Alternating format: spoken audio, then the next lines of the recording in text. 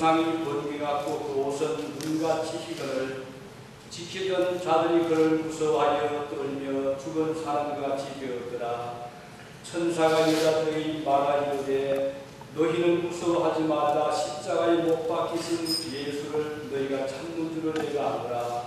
그가 여기 계시지 않고 그가 말씀하시던 대로 살아나시느니라. 와서 그가 누우셨던 곳을 보라. 또 빨리 가서 그의 제자들에게 이르되 그가 죽은 자 가운데서 살아나셨고 너희보다 먼저 갈릴리로 가시나니 거기서 너희가 배우리라 하나. 보라 내가 너희에게 일렀느니라 하거늘 그 여자들이 무서움과 큰 기쁨으로 빨리 무덤을 떠나 제자들에게 알리려고 다름질할세. 예수께서 그들을 만나 이르시되 평안하냐 하시거늘 여자들이 나아가 그 발을 붙잡고 경배하니 이에 예수께서 이르시되 무서워하지 말라. 가서 내 형제들에게 갈릴리로 가라 하라. 거기서 나를 보리라 하시니라. 아멘. 네, 오늘 부활절 이제 우리가 함께 하나님의 메시지를 듣겠습니다. 우리 주님께서 아리마대 사람 요셉의 무덤에 안치되신 후 안식이 지나고 안식 후 첫날 새벽이 밝았습니다. 사흘째 되던 이런 새벽에 몇 사람의 여인들이 어둠을 뚫고 무덤을 찾아갔죠. 본문에 보면 이 두 사람이 무덤을 보려고 갔다고 기록이 되어 있습니다. 그러나 누가복음 24장 10절에 보면 같은 사건을 기록하면서 이 여자들은 막달라 마리아와 요한나와 야고보의 모친 마리아라 또 그들과 함께 한 다른 여자들도 이것을 사도들에게 알리니라. 이렇게 말씀을 종합해보면 주님이 죽으신 그리고 무덤에 들어가신 후에 몇 사람의 여인들이 무덤을 찾아간 것을 볼 수가 있습니다. 그들은 갈릴리에서 예수님과 함께 쫓아온 여인들이었고 또 그들은 향품과 향유를 예비해서 가지고 왔습니다. 왜냐하면 제대로 방부 처리를 하지 못했던 것을 본 그들이 이제 정식으로 주님의 몸을 깨끗하게 닦고 그리고 기름을 바르기 위해서 이른 새벽에 찾아간 것으로 볼 수가 있습니다. 그들은 가면서 걱정을 했죠. 우리를 위해서 누가 돌을 옮겨주겠는가. 막상 가보니까 돌은 굴려서 떨어져 있고 무덤은 그냥 비어 있었습니다. 예상을 완전히 뒤엎은 것이죠. 오늘 그래서 여인들이 안을 들여다보았더니 놀랍게도 그 안에는 천사 둘이 있었습니다. 그래서 깜짝 놀랐죠. 이 두 사람의 천사가 나타났다. 왜 이 두 천사가 여인들을 맞이하셨을까요? 이것은 부활의 확실성을 보여주시기 위한 것으로 볼 수가 있습니다. 이스라엘 백성들이 어떤 정을 하게 될 때 신빙성 있는 정을 위해서는 한 사람이 아니라 두 사람의 정을 요구하고 있습니다. 신명기 19장 15절에 보면 사람의 모든 악에 관하여 또한 모든 죄에 관하여는 한 정인으로만 정할 것이 아니요 두 정인의 입으로나 또는 세 정인의 입으로 그 사건을 확정할 것이니 이렇게 기록이 되어 있고 신명기 17장 6절에 보면 죽일 자를 두 사람이나 세 사람의 정은으로 죽일 것이요 한 사람의 정은으로는 죽이지 말 것이며 이런 기록이 나오거든요. 옛날부터 이스라엘 백성들에게 보다 신중하고 정확한 판결을 위해서는 한 사람의 정은 가지고는 부족했어요. 반드시 두 사람이나 세 사람의 정은을 요구해서 확실하게 정을 하게 했는데 오늘 하나님께서 이 무덤 안에 두 천사를 두셨다는 것은 바로 그런 구약적인 배경을 생각하시면 이해가 되실 것입니다. 다시 말하면 천사 하나가 정언하는 것보다는 두 천사가 정언함으로 예수님의 부활을 더 확실하게 확인을 시켜준 것입니다. 사도 바울은 고린도전서 15장에서 말씀하셨죠. 그리스도께서 죽은 자 가운데서 다시 살아나셨다 전파되었거늘 너희 중에서 어떤 이들은 어찌하여 죽은 자 가운데서 부활이 없다 하느냐. 만일 죽은 자의 부활이 없으면 그리스도도 다시 살지 못하셨으리라. 그리스도께서 만일 다시 살지 못하셨으면 우리의 전파하는 것도 헛것이요 너희 믿음도 헛것이며 또 우리가 하나님의 거짓 증언으로 발견되리니 우리가 하나님이 그리스도를 다시 살리셨다고 증거하였습니다. 만일 죽은 자가 다시 산 것이 없으면 하나님이 그리스도를 다시 살리시지 아니하셨으리라. 이게 사도 바울이 강하게 지금 논증하는 것은 예수님의 부활은 확실한 것이다. 하나님이 우리에게 분명하게 보여주신 것이라는 사실입니다. 우리 주님은 부활하셨습니다. 그러나 이 부활의 사실을 처음으로 듣고 빈 무덤을 눈으로 목격한 사람은 누구였습니까? 새벽 일찍이 무덤을 찾아간 몇 사람의 여인들이었습니다. 참으로 이들은 축복된 자라고 아니할 수 없습니다. 주님께서 제일 먼저 자신의 부활을 보여주신 여인들을 보면 지극히 헌신적인 분들이었음을 알 수가 있습니다. 막달라 마리아, 그는 전에 7 귀신이 들었던 사람이었잖아요. 그래 제정신이 아닌 삶을 완전히 포기할 수밖에 없었던 주님이 그를 찾아가셔서 귀신을 쫓아내시고 새 사람을 만들어 주셨습니다. 그는 평생 주님의 은혜를 잊지를 못하고 그때부터 극진히 주님을 섬긴 여인이었습니다. 요한나라는 여인은 헤롯의 청지기 구사의 아내로 알려져 있는데 이 사람은 아주 헌신적이었고 자기의 물질을 들여서 예수님의 제자들과 주님을 섬겼던 분으로 알려지고 있습니다. 주님은 이분들의 헌신과 섬김을 귀하게 받으셨고 부활하신 모습으로 이들을 제일 먼저 맞이하신 것을 볼 수 있습니다. 하나님의 은혜는 이와 같이 때로는 예기치 못한 장소에서 예상치 못한 시간에 나타난 경우들이 있습니다. 몇 사람의 여인들은 부활을 상상도 못한 채 다만 주님의 무덤에 달려가기만 해서 향유 처리를 하는 것만으로도 만족했을 그런 상황이 있는데 하나님께서는 이 여인들의 주님을 향한 사랑과 섬김을 귀하게 보셨습니다. 그래서 놀라운 부활의 축복을 그들에게 보여주신 것입니다. 부활하신 주님의 빈 무덤을 처음으로 목격하게 하시고 천사들의 증언을 듣게 하셨습니다. 그뿐 아니라 친히 부활의 주님을 목격하게 하고 음성을 듣게도 하셨습니다. 마태복음 28장 8절에 보면 그 여자들이 무서움과 큰 기쁨으로 빨리 무덤을 떠나 제자들에게 알리려고 다름질할새 예수께서 그들을 만나 이르시되 평안하자 라고 하시거늘 라고 기록이 되어 있습니다. 이 여인들은 그리스도의 어떤 제자들보다 주님을 먼저 만나는 축복을 받았습니다. 두려워하고 집에서 나오지 못했던 베드로를 위시한 제자들은 상상치 못한 이런 연약한 여성도들이 체험을 한 것입니다. 이렇게 믿음은 약한 자에게서 강하게 나타날 때가 후단히 많습니다. 이 여인들의 주님을 향한 헌신의 정성, 희생적인 사랑을 하나님은 결코 무시하지를 않으셨던 것입니다. 막달라 마리아가 예수님 은혜에 감격하여 향유를 그의 발에 부을 때 제자들은 이를 못마땅하겠잖아요. 그러나 주님은 달랐습니다. 여인의 믿음을 보신 것입니다. 그의 정성을 보신 것입니다. 죽음을 대비해서 향유를 부은 정성을 받아주신 주님이셨습니다. 모든 제자들이 두려워서 벌벌 떨고 있을 때 어둠을 가르고 무덤으로 달려간 여성들의 헌신을 주님은 귀하게 여기시고 가장 먼저 부활하신 모습으로 찾아주신 것입니다. 주님은 오늘도 우리의 정성을 참 귀하게 보시는 분이십니다. 예수님을 함께 따랐던 많은 사람들 중에서 이들은 영광스럽게도 가장 먼저 주님을 배울 수 있는 기쁨을 누렸습니다. 오늘 저와 여러분들도 가장 먼저 주님이 찾아오실 만한 믿음의 사람들로 나타나기를 진심으로 바랍니다. 이 지상의 수많은 교회들 중에서 주님이 제일 먼저 찾고 싶어하는 교회가 되었으면 얼마나 좋겠습니까?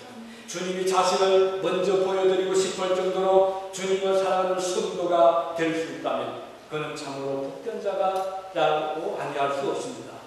그리고 오늘 본문에서 보면 그가 말씀하시는 대로 살아나시더라고 했어요. 6절에 보면 이렇게 읽겠죠. 그가 여기 계시지 않고 그의 말씀하시는 대로 살아나셨느니라. 와서 그의 누우셨던 것을 보라. 이렇게 기록되어 있거든요. 영어에 보면 He is not here. He is not here. He has a reason. Just as he said. Just as he said. Come and see the place where he lay. 자, 이 보면은 just as he said. 그가 말씀한 그대로 He has a reason. 일어나셨다. 이렇게 기록이 되어 있습니다. 우리는 이 말씀에서 그리스도의 부활은 우연히 이루어진 사건이나 또는 단순히 초자연적이고 기적적인 일로만 일어난 것이 아니라, 즉 노술을 부린 것이 아니라 그리스도께서 말씀하신 그대로 살아 계셨을 때 말씀하신 그대로 이루어진 예언의 성취라는 것을 볼 수가 있는 것입니다. 주님께서는 이미 여러 차례에 걸쳐서 자신의 부활에 대해서 예언하셨습니다. 그리스도를 십자가에 못 박도록 빌라도에게 압력을 행사하는 대제사장들과 장로들이 한 말을 보면 그리스도께서는 다시 살아나실 것을 공개적으로 예언하는 것을 알 수가 있습니다.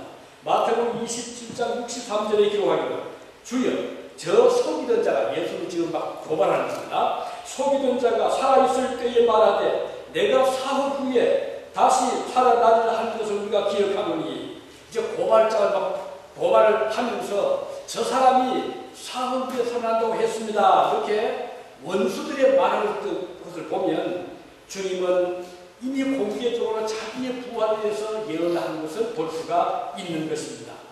이들 그리스도의 대적자들조차도 그리스도의 부활에 대한 예언을 알고 있었고 실제로 그가 부활할 것을 연구한 흔적을 볼 수가 있는 것입니다. 어느 날 제자들과 함께 갈릴리에 머무시던 주님은 다시 살아나게 될 것을 예언하시면서 마태복음 17장 23절에 보면 베드로가 신앙 고백을 한 직후에 이렇게 말씀하셨습니다. 죽임을 당하고 제3일 만에 살아나리라 하시니 제자들이 근심하더라. 예수님이 자기의 부활을 예언하신 것입니다. 누가복음서에 보면 주님께서 고난당하실 것과 다시 살아나게 될 것이 이미 구약의 선지자들을 통해서 예언된 것을 볼 수가 있습니다. 누가복음 18장 31절에 선지자들을 통하여 기록된 모든 것이 인자에게 응하리라. 인자가 이방인들에게 은근히 희롱을 당하고 능욕을 당하고 침뱉음을 당하겠으며 그들은 채찍질하고 그를 죽일 것이니 그는 3일 만에 살아나리라 하시되 제자들이 이것을 하나도 깨닫지 못하였더라. 제자들이 깨닫지 못하던 주님은 당신의 죽으심과 부활을 예언한 것을 볼 수가 있고 그 예언을 이미 구약에서 선지자들이 말한 것임을 지적하고 있는 것입니다. 이렇게 그리스도의 부활은 정확하게 하나님의 말씀에 성취인 것을 여기서 볼 수가 있는 것입니다. 그가 말씀하시던 대로 just as he said 이렇게 기록되고 있죠. 말씀에 가감없이 여자적으로 성취된 사건이 바로 부활 사건입니다. 구약 성경은 예언서라고 말합니다. 장차 일어나게 될 역사적인 사건들이 메시아의 중심에서 예언되고 있잖아요. 그리스도에 관한 구약의 예언은 적어도 어떤 걸 통해내는데 800회 이상 예언이 되어 있다고 하는데 그 중에 300회가 이미 성취가 되었답니다. 앞으로 주님 오실 때까지 한 500여 가지가 지금 성취 중에 있고 그것은 이제 하나하나 이루어지게 될 것을 말하고 있습니다. 이 예언들 중에 몇 가지를 들어볼까요? 그리스도께서 베들레헴이라고 하는 작은 동네에서 탄생될 것이 이미 예언됐잖아요. 누가 기억하시나요? 베들레헴에서 탄생된다. 어느 선지자가 그렇게 예언했습니까? 구약 성경 중에 어느 선지자요? 미가서 5장 2절에 이렇게 되어 있습니다. 베들레헴 에브라다. 너는 유다 고을 중에 작을지라도 이스라엘 다스릴 자가 내게서 내게로 나올 것이라. 그의 근본은 상고의 열매입니다. 이걸 보면 이미 미가 선지자 그리스도가 탄생하시되 베들레헴에서 올 그 지리를 어떤 장소를 지적을 하고 있는데 베들레헴은 어떤 것입니까? 옛날 다윗의 고향입니다. 다윗성이라고 불려지기도 했던 것이죠. 그러면 메시아가 이 적지만 유서 깊은 다윗의 성에서 탄생될 것이라는 예언인데 과연 예수님은 그 예언대로 베들레헴에 탄생하셨거든요. 그러나 그 과정을 보면 놀랍습니다. 왜냐하면 예수님의 부모님은 베들레헴 사람이 아닙니다. 그들의 고향 어디죠? 요셉과 마리아 살던 곳은 저 북쪽 갈릴리 나사렛이거든요. 그런데 어떻게 예수님이 그 나사렛에서 태어나지 않고 머나먼 예루살렘 남쪽에 있는 베들레헴에서 탄생을 했습니까? 이걸 보면 그 역사적인 과정을 하나님께서 오묘하게 지금 인도하고 계신 것을 볼 수 있는데, 당시에 유대를 지배하고 있던 로마의 가이사 황제의 마음을 하나님 움직였어요. 그래서 유대인들에게 고향에 가서 호적을 정리하라 그렇게 명을 내립니다. 그래서 호적이 이 베들레헴인 요셉과 마리아, 요셉은 마리아를, 임신한 마리아를 데리고 그 먼 길을 그 정확하게 해상의 때를 맞춰서 내려가는 거예요. 그래서 베들레헴에서 우리 주님이 나게 하신 것을 볼 수가 있습니다. 참 놀랍잖아요. 이게 예언의 성취에 이렇게 이루어지게 된 거예요. 그뿐 아니라 이사야 선지자는 메시아가 탄생하되 처녀의 몸에서 탄생할 것을 예언했습니다. 이사야 몇 장이죠? 7장 14절에 보면 보라, 처녀가 잉태하여 아들을 낳을 것이니 그 이름은 임마누엘이라고 해라. 놀라운, 이사야는 몇 년대 사람입니까? BC 주전 700년 사람입니다. 그럼 700년 후에 이루어질 것에 대해서 어떻게 선지자가 그렇게 정확하게 예언을 했을까요? 하나님의 성령께서 그에게 감동을 주신 것입니다. 그래서 예수님은 이사야가 예언한 대로 700년 전에 예언한 대로 처녀 동정녀 마리아의 몸에서 성령의 잉태하심으로 이 땅에 오시게 된 것입니다. 그 이름을 임마누엘이라 하라. 뜻이 뭐죠? 이는 임마누엘, 하나님이 우리와 함께 계신다. 누가? 예수 그리스도, 바로 그 이름 부르는 것을 말씀하고 있는 겁니다. 이 외에도 메시아가 어린 시절에 애굽으로 피난갈 것이 예언되었어요. 애굽으로 실제 피난 갔잖아요. 헤롯이 죽이려 하니까. 그래서 어린 아기 예수님은 호세아 11장 1절에 예언된 대로 애굽으로 피난을 가셔야만 되었습니다. 그리고 예루살렘에 들어가실 때 말을 타지 않고 백마를 타지 않고 로마의 그 개선 장군들이 했던 것처럼 거의 등등하게 백마를 타고 들어가는 것이 아니고 나귀 새끼를 타고 들어갈 것이라고 서가랴 9장 9절에 예언한 그대로 주님은 어린 나귀 새끼를 타고 예루살렘에 들어가시는 것을 볼 수가 있습니다. 그리고 우리 주님은 어느 30양에 팔릴 것이 예언되었어요. 그것은 서가랴서 11장 12절. 그리고 우리 주님은 죽으실 때 뼈가 하나도 상하게 되지 않을 것이 예언됐잖아요. 그것은 시편 43편 20절. 실제로 주님과 양옆에 있던 강도들은요, 뼈가 상했습니다. 왜냐하면 빨리 목숨을 끊기 위해서 그날이 안식일 직전이잖아요. 그날 해가 져가니까 유대인이 욕을 합니다. 안식일날 우리가 시체를 두면 안 됩니다. 빨리 목숨을 끊으시도록 어떻게 조치해 주시오. 그래서 로마의 군인들이 양옆에 있던 지금 운명을 앞두고 있는, 죽지 않고 있는 두 강도의 다리를 꺾어버려요. 그래서 기절해서 죽게 만들었거든요. 그런데 예수님께 와보니까 주님은 이미 운명을 하신 거예요. 그러니까 말 꺾을 필요가 없잖아요. 그래서 주님은 뼈 하나도 상하지 않고 운명을 하시게 되는 게 우연같이 보이지만 이미 오래전에 성경에 예언된 대로 주님의 몸은 뼈 하나 상하지 않고 그냥 부활하신 몸이기 때문에 그리고 보존하게 해주신 것입니다. 그리고 주님의 또 중요한 예언은 무덤에서 썩지 않고 무덤에서 완전히 사라지지 않고 부활될 것이 예언된 것입니다. 시편 16편 10절에 보면 주께서 나를 무덤에 버려두지 않으시고 주의 거룩한 자를 썩지 않게 하실 것이라고 기록되어 있습니다. 이것은 바로 주님의 부활을 예언하는 성경입니다. 그는 그 메시아께서 비록 무덤에는 내려가실지라도 그 속에서 부패하지 않을 것을 이미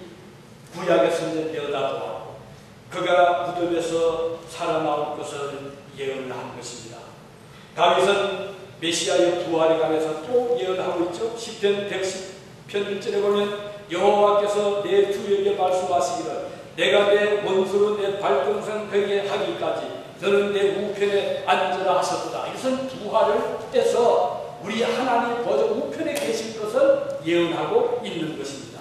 시편 110편 4절에 보면 여호와는 맹세하고 변치 아니하시리라 이르시기를 너는 멜기세덱의 반차를 쫓아 영원한 제사장이라 하였도다. 주님은 지금 살아계셔서 우리의 대제사장이 되시고 지금도 우리를 위해 기도하고 계시고 우리를 위해서 제사를 드리고 계시는 분이신 것입니다. 그리고 또 하나 사건이 있습니다. 구약에 무슨 사건이죠? 예수님의 부활을 보여주는 사건이 있습니다. 혹시 기억하시나요? 어떤 사건인가요? 요나 사건입니다. 요나가 바다에 던질받았어요. 큰 물고기가 삼켰습니다. 이가 없는 배가 삼켜버렸어요. 요나가 물고기 뱃속에 들어가서 사흘 동안을 간식하고 기도하고 하나님 앞에 회개합니다. 자기가 잘못한 죄가 있었으니까. 그런데 사흘이 되었을 때 이 고기가 참지 못하고 토해낼 때 요나 살아나왔잖아요. 주님은 이것을 말씀하시면서 요나처럼 인자도 사흘 동안 무덤에 있다가 살아날 것을 말씀하셨어요. 이걸 보면 요나의 사건은 예수 사건입니다. 적어도 메시아의 부활을 미리 보여주는 사건임을 볼 수가 있는 것입니다. 또 하나 더 있어요. 어떤 사건? 혹시 어떤 사건 기억하시나요? 이삭의 사건입니다. 자, 이삭은 누구의 아들이죠? 아버지? 아브라함, 에이브라함. 아버지 아브라함이 백세의 아들이던 이삭입니다. 근데 애기 기를 때 오늘 하나님께서 아브라함아 내 아들 이삭 독자를 나에게 바쳐라 그랬어요. 이 아브라함이 기가 차잖아요. 아니 하나님 백세에 주셨는데 아들을 바치라니 이 바치라 이 말은요 양을 제물로 드리듯이 그 아들을 생명을 끊고 각을 떠서 장작더미에 얹고 불을 붙여 태우게 그 뜻이거든요. 아브라함이 얼마나 고민을 했습니까? 그래서 자기 아내에게 말을 못하는 거예요. 아내에게 말을 했다가 아내 그 말을 듣고 아니 제 할머니 나이가 들더니 노망했나? 세상에 아들을 바쳐 죽이다니 이렇게 하면 이게 일이 다 깨지니까 아브라함이 고심고심하다가 아내에게는 아무 말 하지 않고 아들에게도 그 말 하지 않고 이렇게 말합니다. 예, 이삭아 하나님께서 나에게 제사를 드리라고 하는데 나랑 같이 가자. 이삭이 자꾸 갔었잖아요. 이삭은 아버지에게 자꾸 예배를 그러니까 전혀 의심하지 않고 그래 아버지 갑시다. 그래서 종의 등에다가 장작을 지우고 그리고는 칼을 차고 이제 먼 길을 떠납니다. 하나님께 그 지정하신 장소 모리아 산이잖아요. 지금 예루살렘. 그래서 사흘 길을 가는데 가다가 보니까 이삭이 보니까 한 가지 빠지고 있거든. 전에 같으면 제사들이 들어갈 때 꼭 장작에다가 불을 가져가서 꼭 마지막 하나가 뭔가니 양을 가져가서 이걸 나이 먹는 거예요. 그래서 이삭은 아버지에게 아버지 이제 장작도 있고 불도 있는데 양은 어디 있습니까? 이렇게 묻는 겁니다. 아버지만 듣겠어요. 그렇다면 아버지가 그 잘 가다가 그래 너다 하면은 아주 어떻게 돼? 그러니까 아버지 그 말도 못하고 그래 참 믿음 있죠? 지혜롭다고 뭐라겠죠? 하나님이 얘기하시라. 이걸 뭐라고 합니까? 히브리어로 하면 여호와 이래라는 뜻이 나온 거예요. 여호와 이래 하나님 얘기한다. 이렇게 나온 거예요. 그러니까 아들도 그 말을 듣고 아 그렇죠 하고서 올라갔는데 이제는 더 이상 뭐 숨길 수 없잖아요. 그리고 아들이 뭐 이제는 이성도 있고 나이도 좀 들었고 그러니까 아들에게 아버지가 얘기를 해야 될 때가 된 거예요. 얼마나 기도했겠습니까? 그래서 아버지가 참 말을 끊는 예 이삭아 사실은 하나님 나에게 부탁을 하셨는데 제물을 너를 바치게 하셨다. 이렇게 얘기하는 거예요. 자, 저 같으면 그 말 듣고는 어떻게 하겠어요? 아니 아버지 저를 죽인다고요? 이건 안 되죠. 정말 갚을 겁니다. 근데 이삭이 참 놀랍게도 아버지의 진지한 표정을 읽는 그리고 하나님이라는 믿음이 컸거든요. 이삭은 아버지를 순종합니다.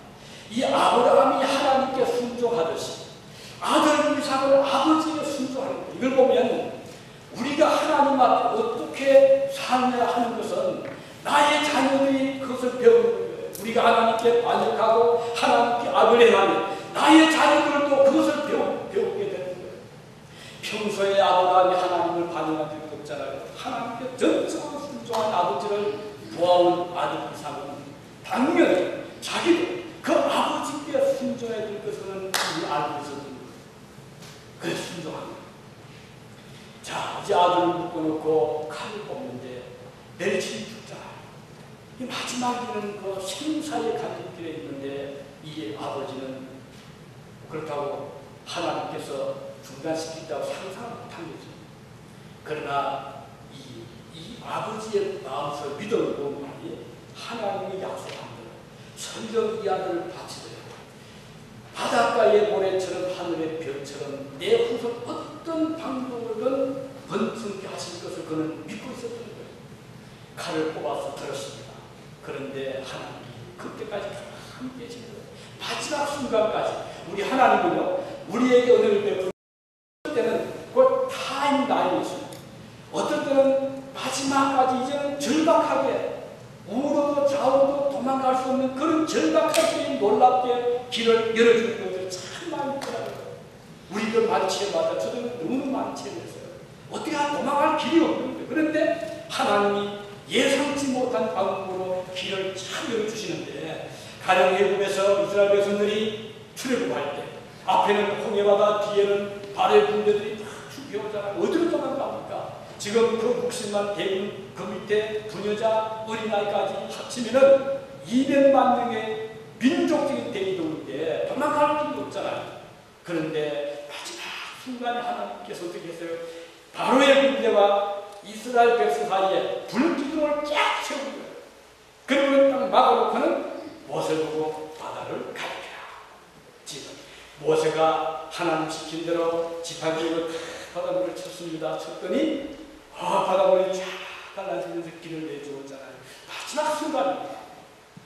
그래서 그 백성이 다 건널 때까지 하나님은 불기둥을 딱 세워주신 거예요. 오늘 우리가 어려움에 처할 때, 우리가 도저히 헤어날 길 없는 어려움에 처했을 때 어떻게 해야 되겠습니까? 하나님께 기도하는 겁니다.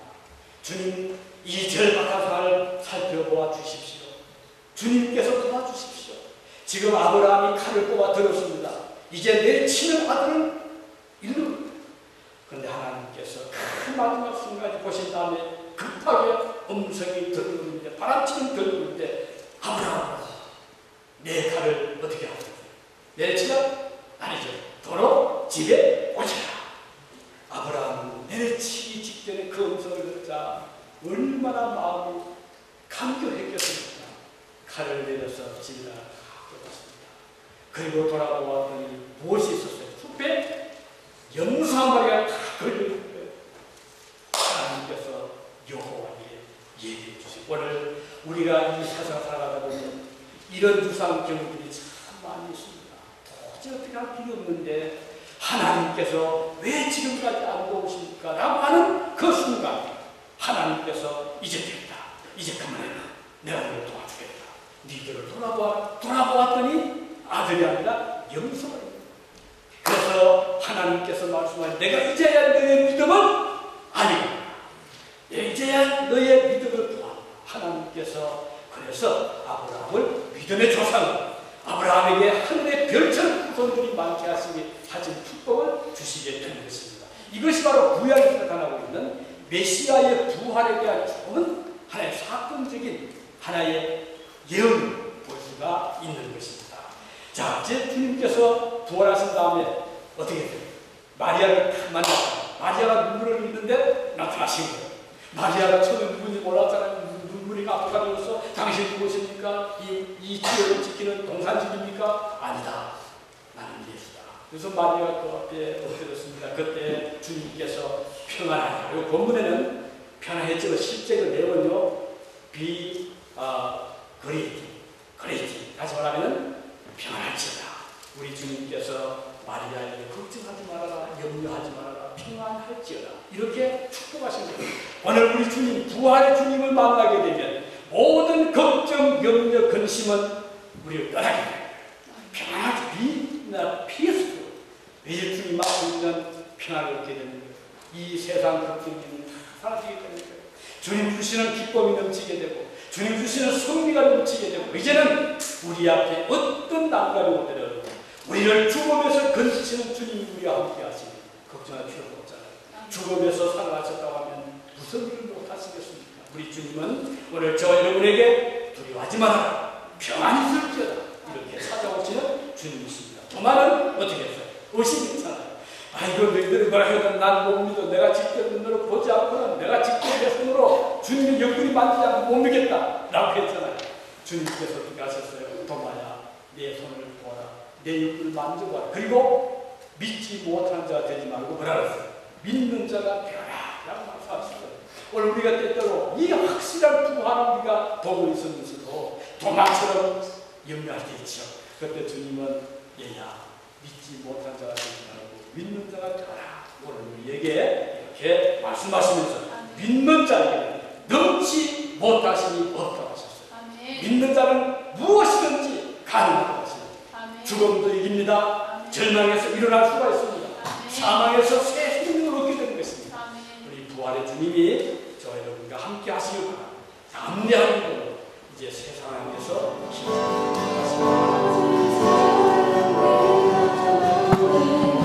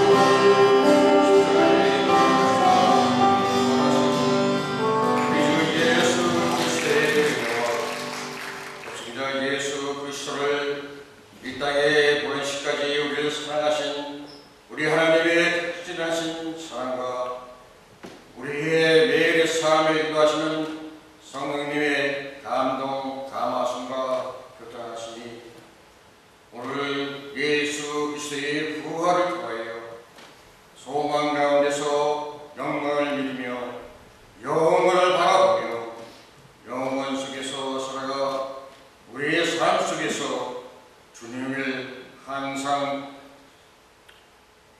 지켜가며 살아가기로 결심하신 주의 사랑하신 성도님들 한 분 한 분과